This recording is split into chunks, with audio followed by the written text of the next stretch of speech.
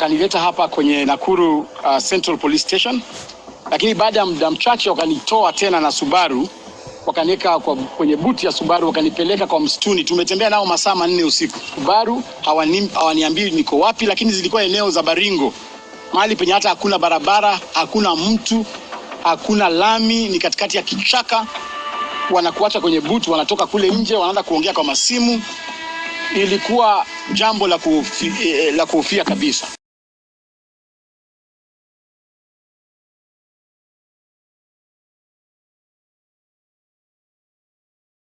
Chief Justice Martha Koome slams President William Ruto over the brutal, chaotic engagement with the Butere girls. Welcome back to our channel.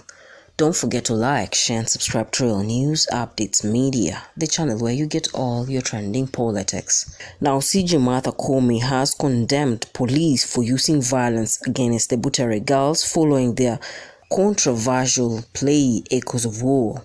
On Thursday morning, the police threw tear gas at the students who were leaving the National Drama Festival held at Kirobon Girls High School in Nakuru. The students, who were limited to having their drama participation, deliberately refused to participate, demanding for the release of Cleophas Malala, their director, and stated they could not perform on an empty audience, given the fact that the government had actually taken over their school bus and the whole of their costumes. They had nothing to actually put on so that they could present their drama poem.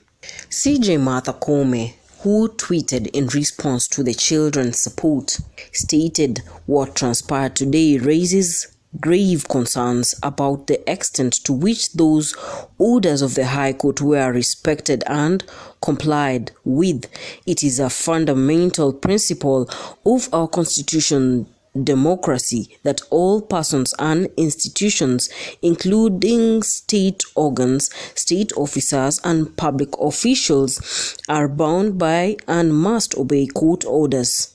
Defiance of our court orders not only undermines the authority of the court, but also poses a serious threat to the rule of law, which is the bedrock of our society. Any deviation from this path erodes public confidence in our institutions and poses a danger to our democracy. I therefore condemn today's event as they deviate from the path of the rule of law and constitutional duty to protect the rights of all, especially our children, in every sphere of public and private life. Well, Echoes of War has been on the center of controversy with its theme based on the Gen Z's uprising against the oppression of the government. Equally, it has been exposing deep government failures.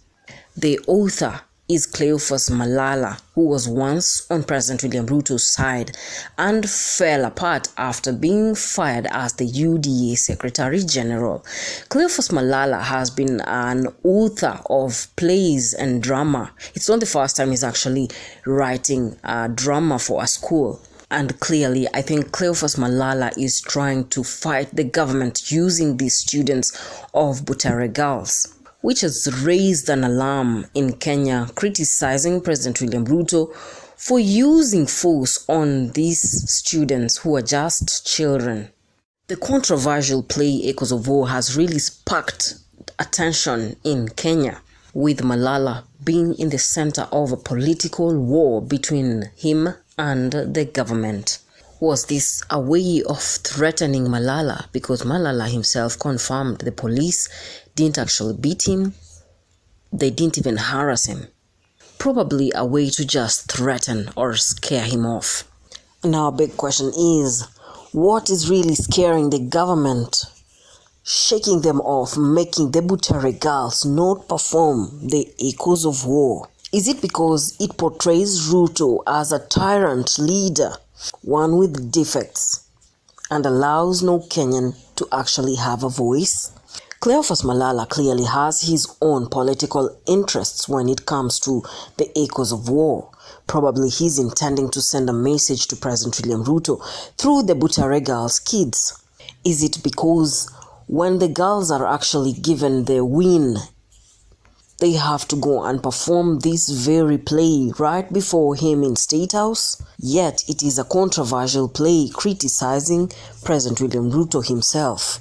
The First Lady Rachel Ruto being an alumni of Butere Girls, the connection that Butere Girls want to come and embarrass her right in front of President William Ruto with their controversial play. The controversial play was actually banned, but then they appealed to the court, and the court gave them the mandate to actually play and recite Echoes of War. But then the state is still resistant towards Echoes of War, where we saw police involvement, tear gas on these innocent children, went ahead, snatched their props and the whole school bus under tight security, allowing them to perform, yes, but with no audience, frustrating the girls.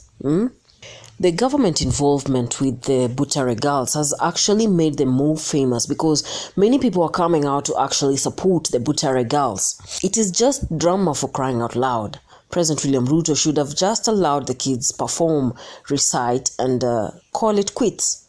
I think it was wrong for Malala to actually involve the children in his political battle with Kenya Kwanza government, because one, he's putting the children at risk. And that is why he ended up being arrested, I think, because they are trying to suppress the insights he was creating. Tension, maybe arising the Gen Z effect back with his communication on the drama Echoes of War. Well, what do you think? Is Cleophas Malala right to actually involve the Butere Girls students in his political war with Kenya Kwanza government? And was the government right to actually throw tear gas at these innocent girls who are fighting for their rights to let their play be listened to by Kenyans? What message do you think the Echoes of War is actually portraying to Kenyans? Leave your views on our comment section. Subscribe to Real News Updates Media, the channel where you get all your trending politics.